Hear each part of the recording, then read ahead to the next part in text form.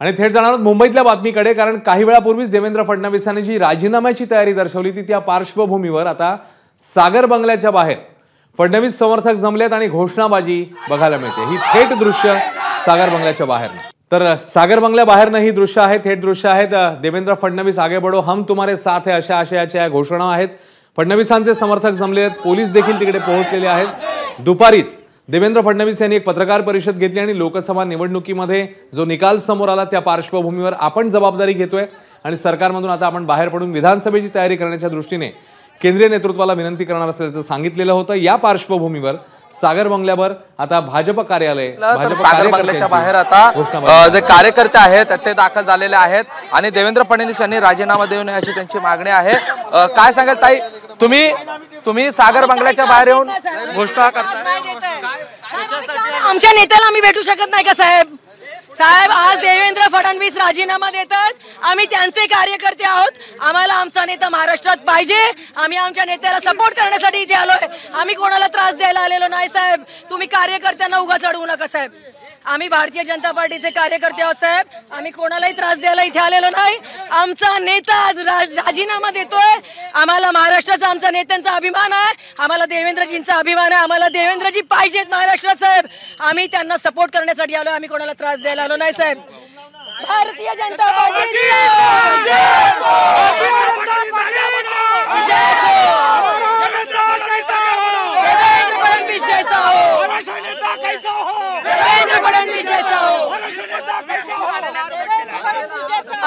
आम्ही मुंबई महानगरपालिका प्रभाग क्रमांक 25 मागाठाणे विधानसभा आमदार प्रवीण दरेकर साहेबांच्या विधानसभेत आलेलो आहोत आणि आमचे नेते देवेंद्र फडणवीस साहेब महाराष्ट्राचा भारतीय जनता पार्टीचे आमचे आदरणीय नेते आहेत आणि ते आज राजीनामा देत आहेत, याचं शल्य आमच्या मनात आहे आणि आमच्या नेत्यांनी राजीनामा देऊ नये। आम्हाला त्यांना एवढंच सांगायचं, साहेब राजीनामा देऊ नका, विधानसभा आपलीच आहे आणि साहेब विधानसभेच्या निवडणुकीमध्ये आपलाच विजय होणार, आम्ही सगळे महाराष्ट्राचे कार्यकर्ते तुमच्या सोबत आहोत।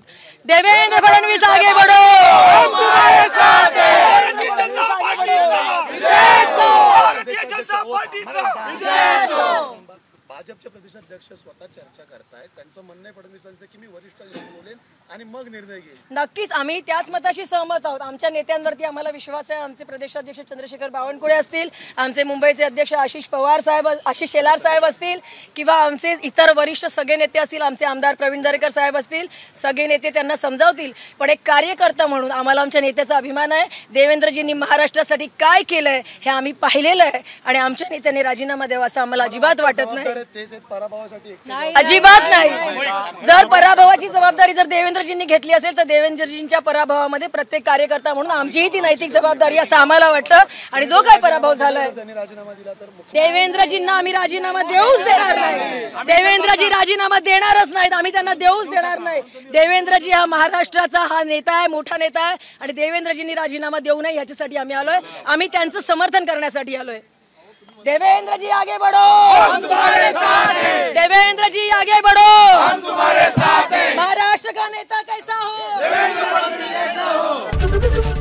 एबीपी माझा, उघडा डोळे बघा नीट।